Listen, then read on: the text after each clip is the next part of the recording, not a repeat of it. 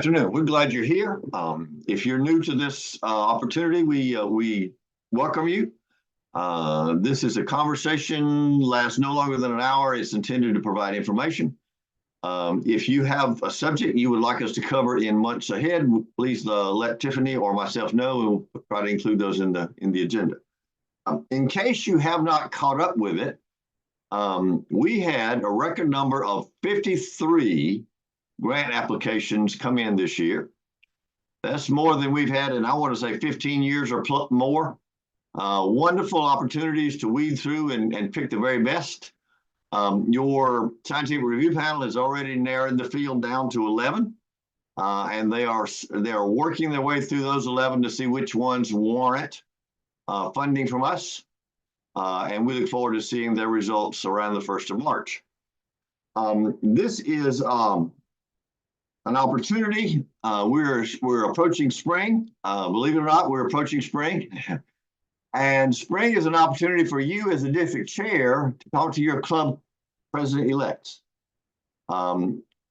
President-elects take office July 1st, and they should be, with capital S, should be planning right now for who's going to be on their board, who's going to be on their team, who's going to lead their club. And if you can put a bug in their ear and remind them that we need somebody in every club to promote CART.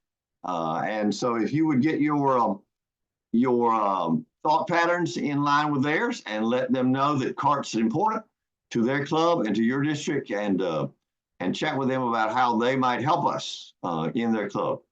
Lastly, thank you. Thank you for what you do. CART would not survive without volunteers like you, and we appreciate everything that you do. Because we know that that you are passionate about this opportunity to find a cure for Alzheimer's. Otherwise, you wouldn't do this. And we appreciate you. So, Tiffany? We have a lot going on tonight. We have some very special guests with us. I have asked Michelle from District 7670 to give you guys a quick update this evening.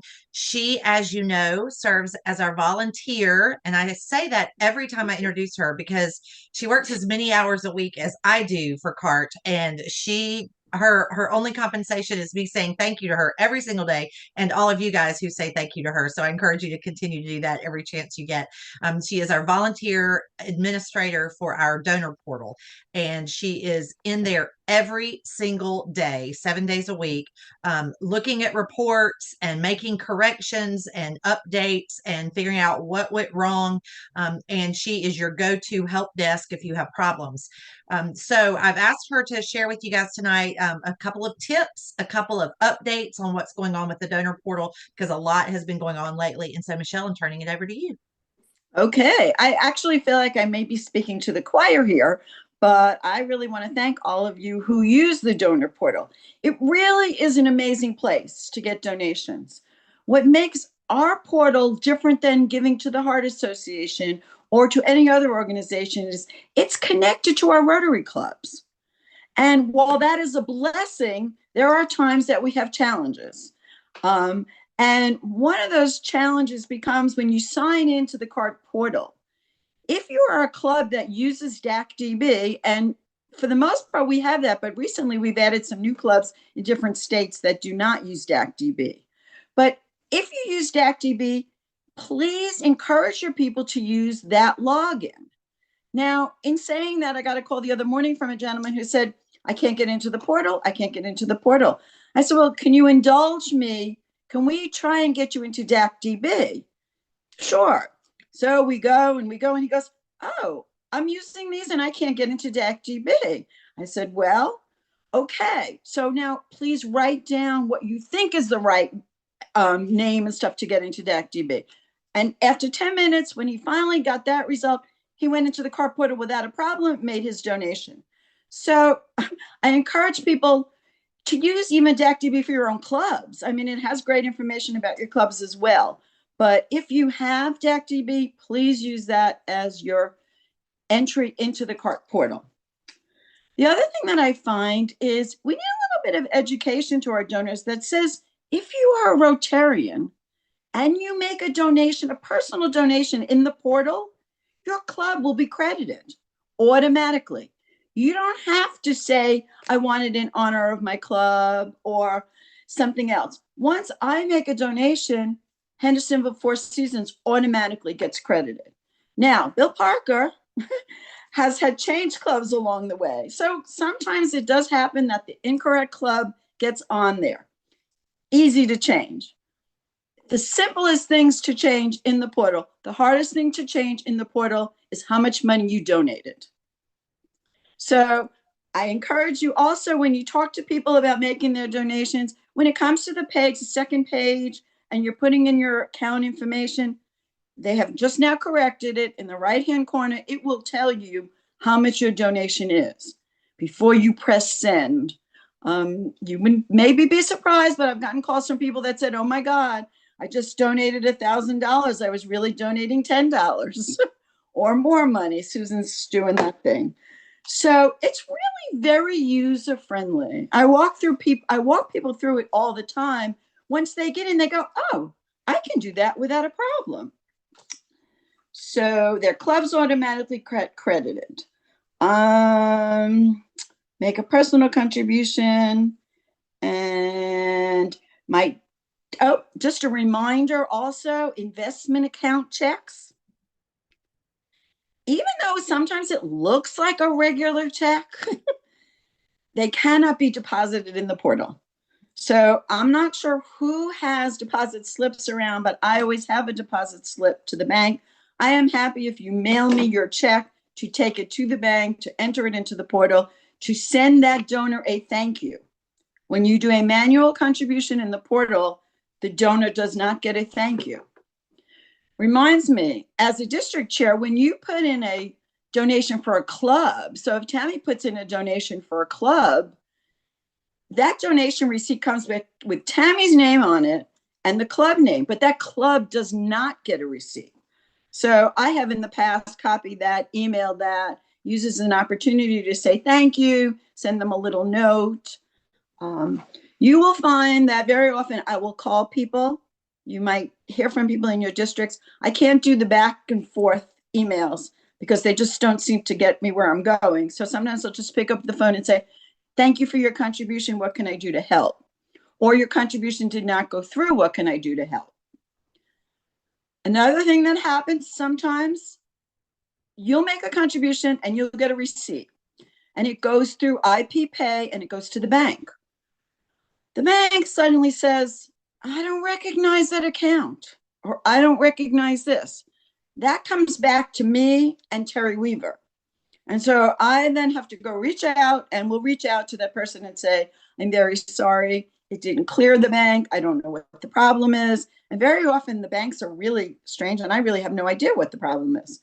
But I'm happy to deposit checks and take pictures of checks. If you don't really know how to put the check in and it's a regular check, call me. If I have a copy of it, I can do that for you. One of the most valuable tips that I have for getting clubs to give is to actually, I don't want to say shame them into it, but to take that report that you run, that district report that shows all the clubs and their giving. And I would send that out to all the clubs. And I'd say, hi, it's March. Can you just make sure that your club information is correct? I'm not shaming them. I'm asking them to check. Because then when they say, oh, I have a 0, and they know that they've collected money, it's like, well, it hasn't been deposited.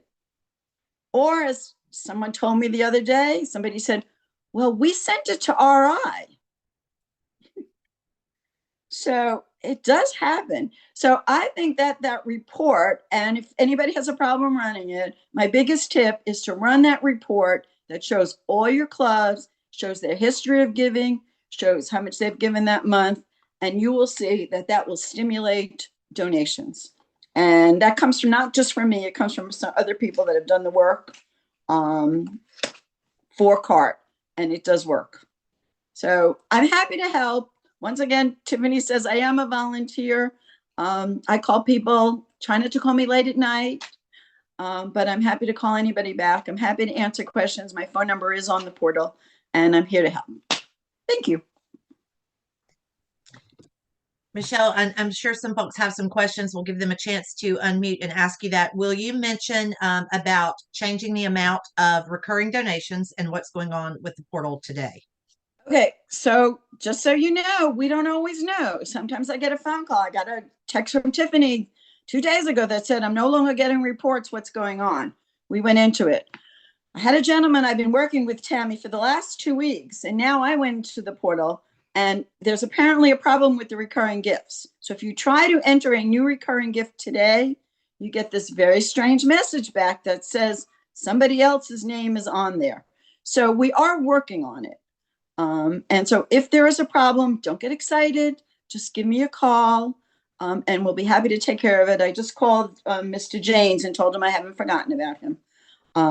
But DACDB changed their platform, and along the way, different things have come up for us.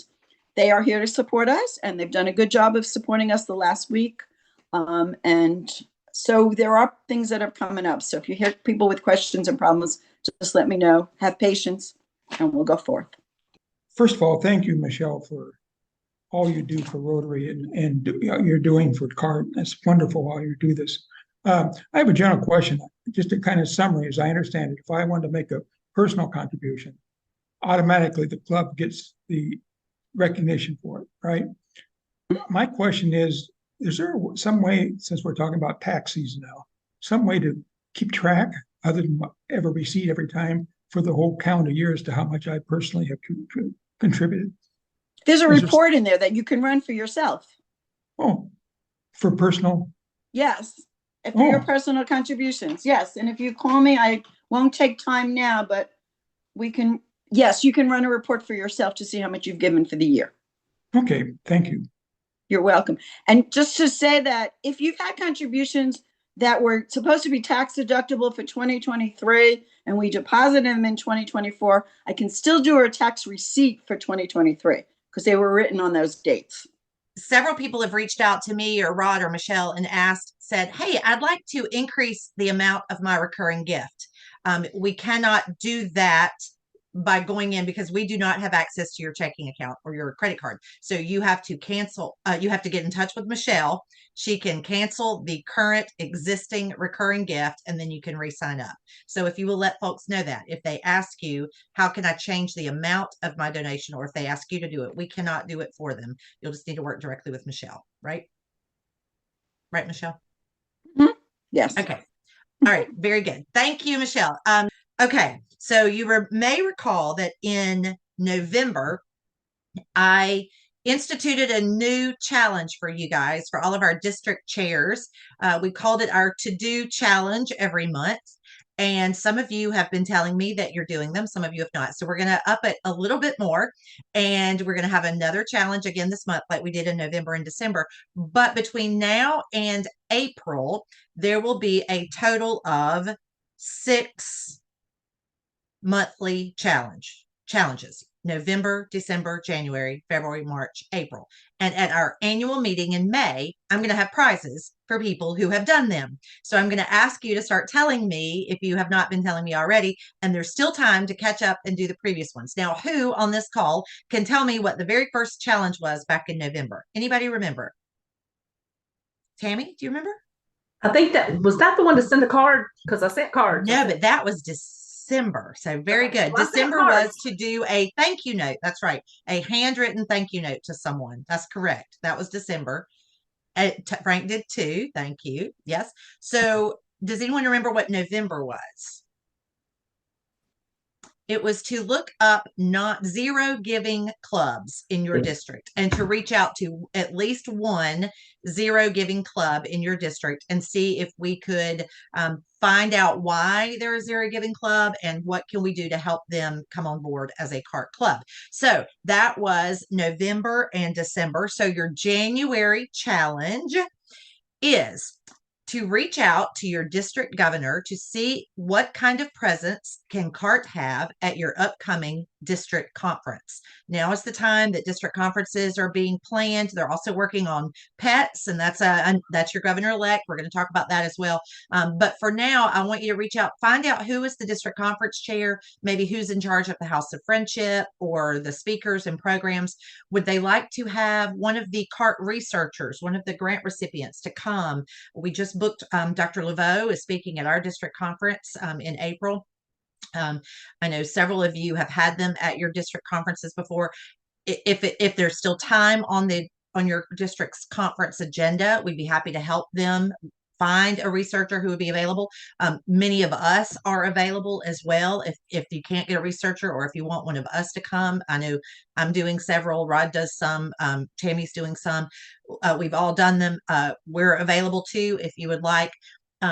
But you could also have a presence in the House of Friendship, whether it's a booth where you are handing out information, or maybe it's an insert in the welcome bags, or an ad in the program. There's all kinds of opportunities. So I encourage each of you to check in with your district governor and just say, hey, who is your district conference chair? And then reach out to that person and say, hey, how can we make sure that CART has some sort of presence and participation in the upcoming conference? So that is your challenge for the month of January. I am so excited to introduce our guest speaker tonight, even though he just disappeared for a moment. He's coming back. When I was district governor in 2019, 2020, I had Steve scheduled to speak at my district conference. And of course, y'all remember March, April of 2020 is when everything shut down. And we reached out to him, and he was willing to do it via Zoom for our district soon thereafter. But let me tell you just very briefly a little bit about Steve Beecham. Steve Beecham is an author. He's a motivational speaker. He's an entrepreneur. He's a realtor. He is a networker. He is a community leader. I'm sure I'm leaving off something. He is a storyteller, and he's a Rotarian. And those are some of my favorite things about Steve. He is also an amazing friend, and I've gotten to know him over the years. He's a member of the Rotary Club of Alpharetta, Georgia, and he is a highly sought after speaker. So I was calling in a favor saying, I would really love for you to join us in January on this call. And we do it for free because I'm one of your favorite people. And we are really honored to have him here tonight. He has written several books, one of which is on my bookshelf called Bass Ackwards. That was a long time ago, wasn't it? Yeah. And he has a new book. It's relatively new. It's not that new, but I think there are newer ones. But one of my favorites is What's Your Buzz? And I asked him to join us tonight to talk about, as we are Rotarians and supporters and volunteers and advocates for CART and Alzheimer's research, what is the buzz that we are talking about or should be talking about? Steve, it's all yours. Thank you so much for being here. Thank you. Glad to be here. Everybody doing good? Thumbs up. Everybody's doing good. I've been in Rotary 30 plus years, and I'm only 63. So I'm sure some of y'all have been around a long time, but I got in really early, and actually I got blackballed from my first Rotary Club because all the dads of the people that I went to high school with were in that club, and they didn't want me in that club. So I ended up going down the street to another club, and it's probably one of the best things I do. But, you know, Tiffany and I were talking, and I said, I think our CART process, fundraising, whatever, suffers from a buzz problem. I call it buzz problem because what's the word out there on it? You know, we've been focused for so many years on polio, and CART's been, in my mind, it seems like it's been sort of a second fiddle. And I was telling her, you know, the thing about it is we're all more affected by what CART can do than really polio as far as our personal lives. And I don't think we're getting that message out, or I think we can work on how we get that message out better to the Rotary clubs. And so we need to kind of figure out how we change our buzz. And so I wrote this book on called Buzz because I realized that, you know, growing up, you know, in your city that you grow up with, you know, people, you know, my dad would say, hey, go down there and buy your tires from Mr. Smith, or go over there to Mr. Jones and get your car fixed, or this Dr. So-and-so's your dentist, you know, and I know that especially here in Alpharetta, we're losing some of that, and people don't have that same sense of community that a lot of us grew up with. And when I started noticing that, I realized that I had to come up with a way to let other people know about me and my business. So I'm going to talk a little bit about business and you personally, and then I'm going to tie that into how that can affect CART. So what I discovered is there's a buzz out there about all of us. There's a buzz about us personally. There's a buzz about our companies that we work for. And then there's a buzz about the things that we do or the nonprofits that we're involved with. And so we need to first start trying to understand what that buzz is. So I'm in the mortgage business. And when I first started calling on all these real estate agents that I knew because I went to school with their kids, none of them were sending me any business, and I couldn't figure out why. And I hired this friend of mine to do a survey for me and not tell them that it was for me, but he started calling these agents and asking them why they weren't using me. And basically they said, he's a wild and crazy guy. And one lady said he trenched my yard, I'll never use him. Another lady said he didn't invite my daughter to the prom and she wanted to go with him. I would never send him alone, and I realized I had some bad buzz out there, and I went, dang, I didn't know that. That was 20 years ago. So there's some stuff that's going on in the world that the buzz is not very good. And the same thing can be said for about your company. People might like you personally, but they might not like Rotary, for instance. So they might like me, but they might not like the mortgage company I work for. Or they might like the mortgage company and they might not like me. So people might like Rotary and they don't like you.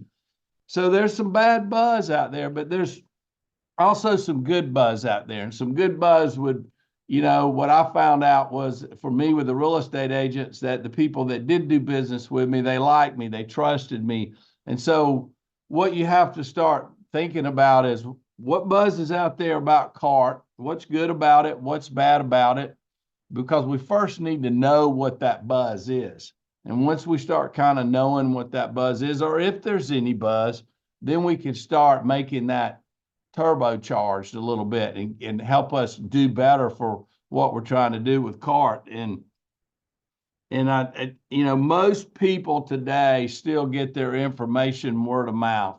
And if we can spread that word of mouth information through the Rotary Club, we're gonna have a good chance. I had a friend of mine, he was decided to run for mayor, and he asked me if I'd help him, and I said, yeah, and I'm that guy in the community that knows everybody. I'm kind of a collector of names. They call me the unofficial mayor of Alpharetta just because I just know everybody. But this guy was running in a different city, and somebody had told me if you got good buzz or bad buzz, if somebody hears it and it's out there and it's the truth, then it's going to come back to you within the next 21 days. So it's basically like gossip, right? If there's some gossip out there, hey, did you see Sally's dating Johnny or whatever, it doesn't take long for that to cycle through.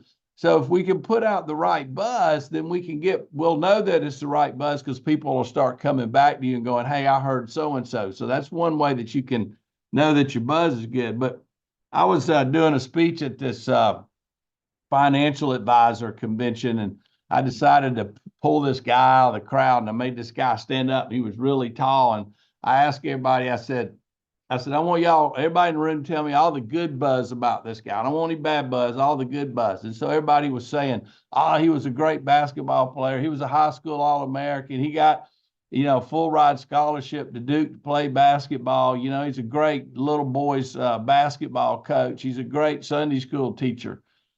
And I looked at that guy and I said, dude, you can't be doing that well in the financial business. And we said, what do you mean? That all sounded good. I said, but nobody was buzzing about how great you are as a financial advisor. They're all buzzing about basketball. So if my kid wants to play basketball or I need a coach for a team, you're the guy I'm going to call. But nobody was saying you're an awesome financial advisor. So that's what happens with buzz. There's a buzz out there, and you got to make sure that buzz is pushing people towards whatever it is you want to accomplish. Maybe more business for you personally, maybe for more money to go into the blue CART bucket, right? And I just think that a lot of us haven't really thought about that. So you got good buzz, you got bad buzz. So how do you start changing that buzz? And one of the ways you change that buzz is what I call dripping.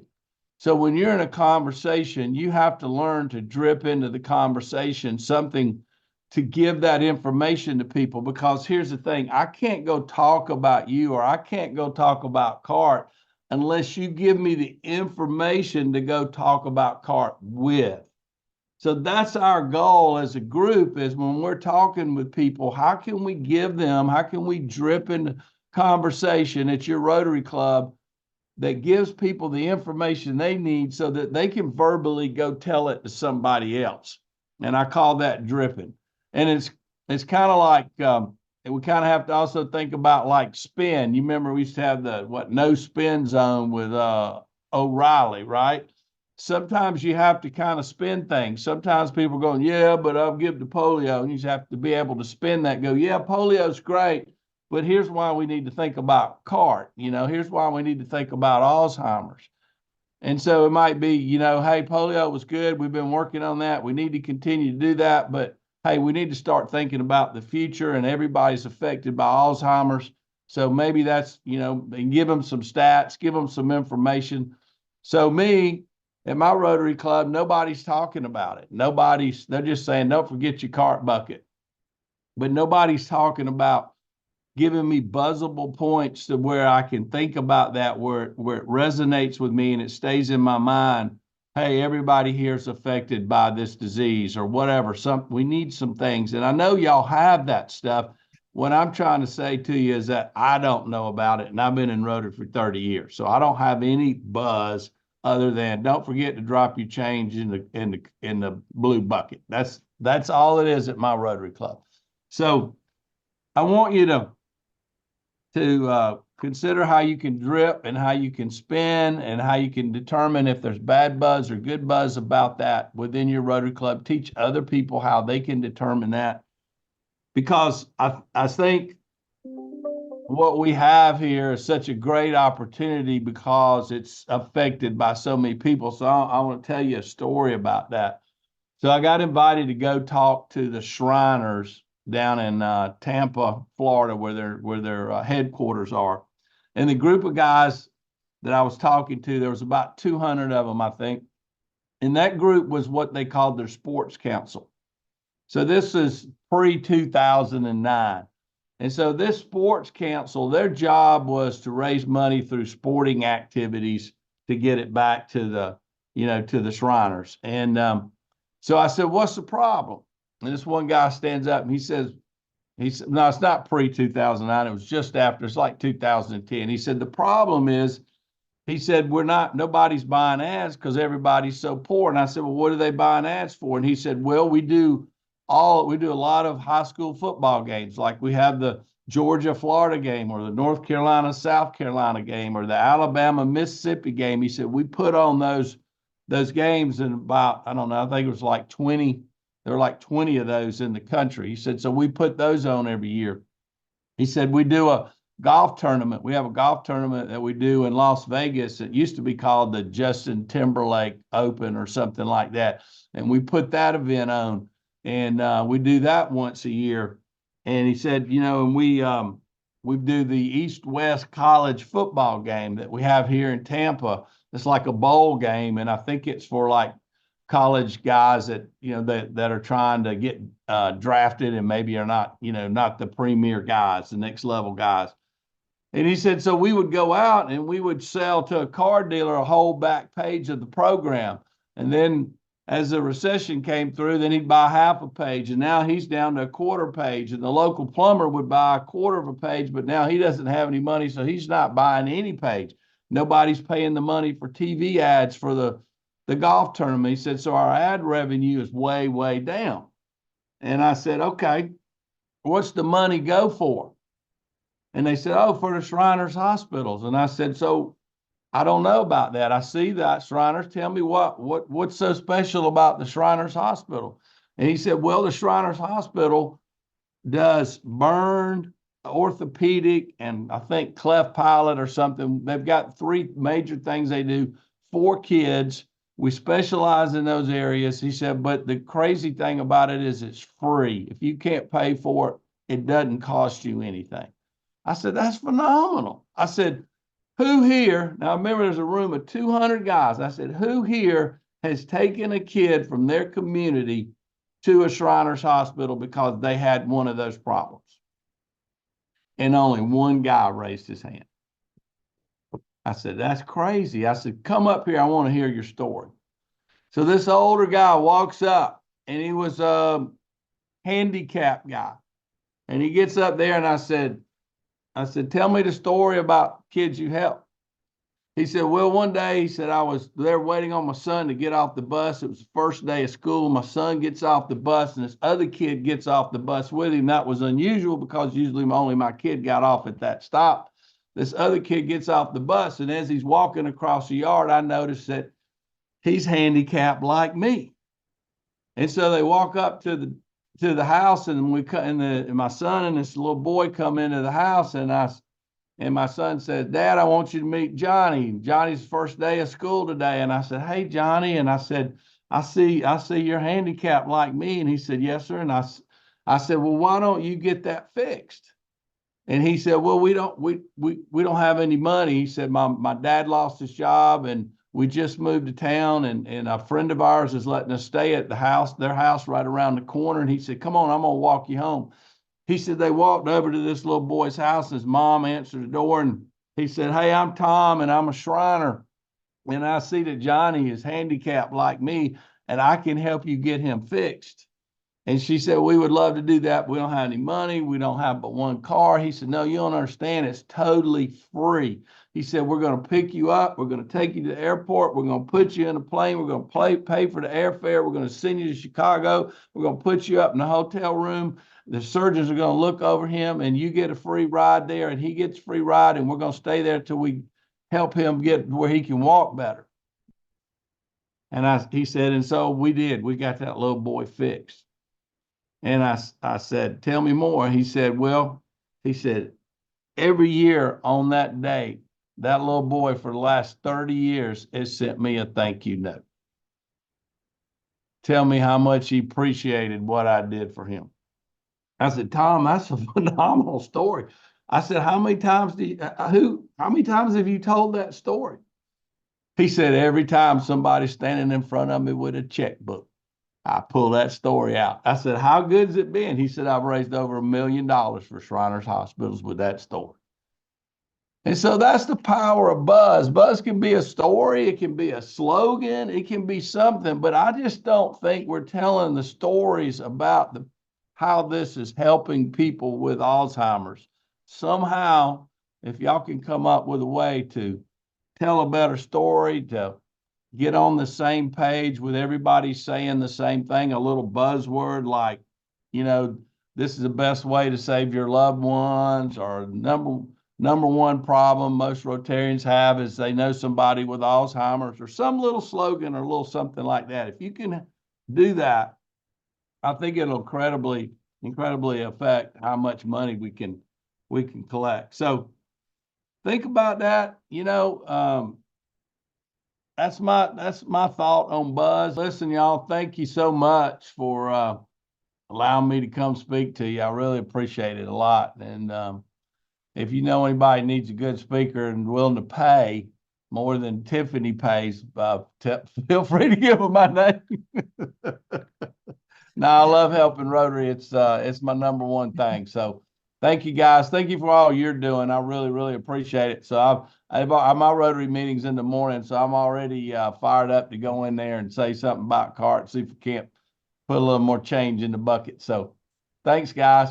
We've been talking about this for several months, the creation of our first cause-based Rotary Club to support the CART Fund, and it is well underway. And Bill Parker is a member of that club. Tammy is a member of that club, and I'm going to ask Bill Parker to take 5 minutes or less and give you guys a quick update and let you know what you can do to help this club. Bill? Thank you very much, Tiffany. I think the most important point that I want to make is the fact that we have visibility up to the president of Rotary International level. That's something that CART has never achieved before. So that is very powerful. We have come together. We had an organization meeting in November. We lined up some leadership and discussed the bylaws and the Constitution and got that locked on. And then by the end of December, we had a total of 9 members in the club. We are still attached by a leash to the Hendersonville Four Seasons Club as a satellite. When we get to 20, then we're going to try and break out on our own and continue to spread the news. We're still looking at exactly what it is we're going to do as a club in order to raise funds for Alzheimer's research. But of all the clubs, Rotary clubs in the world, ours is undoubtedly the most focused on Alzheimer's research of any other club in the world. And we're very, very proud of that fact. With that, I'll pass that to our president, Tammy. Yeah, thank you, Bill. As you know, this was the desire of my heart last year when I was district governor. And as those of you who have been district governor, you understand that sometimes things just have to go by the wayside. And so I am so excited that we've got this up and running. And in addition to all that Bill said, we've got our organizational stuff and all that, but we also have our bank account open now. And we're able to take payments via Zelle. And we are getting ready to start diving into our programs on our next meeting. And so I'm really excited. We're starting to gain traction. I had another lady I was in a networking group with yesterday. She goes, please give me the information for this club. So I sent that to her. So I try to send it out to everybody. We are getting ready to just have Matthew Crawford, who is doing our public image, who also does public image for Reach of Cherokee County. He's going to start doing some really nice graphics and public image for us as well. So Awesome. Thank you. And I think the key takeaway for our folks on this call is that this is not an attempt to take any current existing Rotarians from current clubs, even though that has happened to this point with people transferring in. The goal is not to take away your members from your clubs. However, it is an opportunity to attract former Rotarians who left Rotary and because they were not able to attend a traditional meeting for whatever reason and might like to join back, or B, potential Rotarians who have a true interest in Alzheimer's research and maybe would like to be part of Rotary. So if you know of people in your district, because it is an online club, an e-club, and they meet twice a month online, you can share that information with Tammy or Bill, and they'll be happy to make sure that people get an official invitation. The link is on the CART website calendar every month. They meet, remind me, third Tuesday. Is that right? Third Tuesday of the month in the evening. And then their second meeting every month will be the lunch a la carte. Which Bill Parker has agreed to take over the coordination of that as part of that club's event. But we have our regional directors, and several of them are on the call right now: Frank Cox, Michelle, Tammy, and there are a few others. And they are going to be working with Rod and me to coordinate all of the volunteers at all of the various pets. So just hang tight and we will be in touch with you.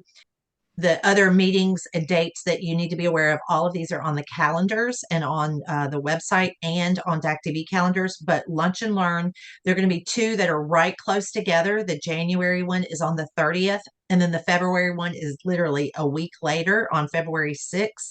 And then there is another one on March 19th. And then Bill will be working on the one for April. We will not have one in May because, as you may recall, that is when we have our annual meeting every year. That is going to be on May 6th and 7th. As always, the first and second Monday, the first Monday and Tuesday of the month of May every year. We are moving it back to Columbia, South Carolina for this year to try to push attendance back up again. We're doing a totally different format than we've done the last several years. We have the location. We have not signed the contract, but they have the dates open that we wanted, and they're working on food costs and all of the other details for us right now. So we'll be announcing all of that when we have it finalized, and we'll make sure that all of you guys are on the list for that. But what we will ask you to do is to encourage attendance from your district, especially your district governor line, because in the old days, if you will, our district governors just knew they were to come every year. And the DGNs, who are district governor's nominee, who are voting members of this board, were expected to be there every year and participate. And when COVID hit in 2020, and then we went virtual, and then everything changed with training of our governor lines, we've really gotten away from that. And we really want to get back to that this year and moving forward. So we're going to ask for your help with that. And we'll have more details as that moves forward. But make sure you have all of those dates on your calendar for the Lunch and Learns, January 30th, February 6th, and March 19th. And of course, the annual meeting on May 6th and May 7th. I'm going to say thank you to each and every one of you for being here tonight. I'm so excited about the speaker that we had. We have many more like him coming up in the months to come. So please not only put the dates for this meeting on your calendar, the second Thursday of every month, but invite your district governor line. We know that all of our DGEs, our governors elect, are in Orlando this week for International Assembly, but also invite your club chairs and others who are interested in learning more about CART. This is an excellent opportunity for any of them to join us and register via DAC-TV, and then share the video once it goes up on YouTube. It's a great opportunity for people to see who we are and what we're doing.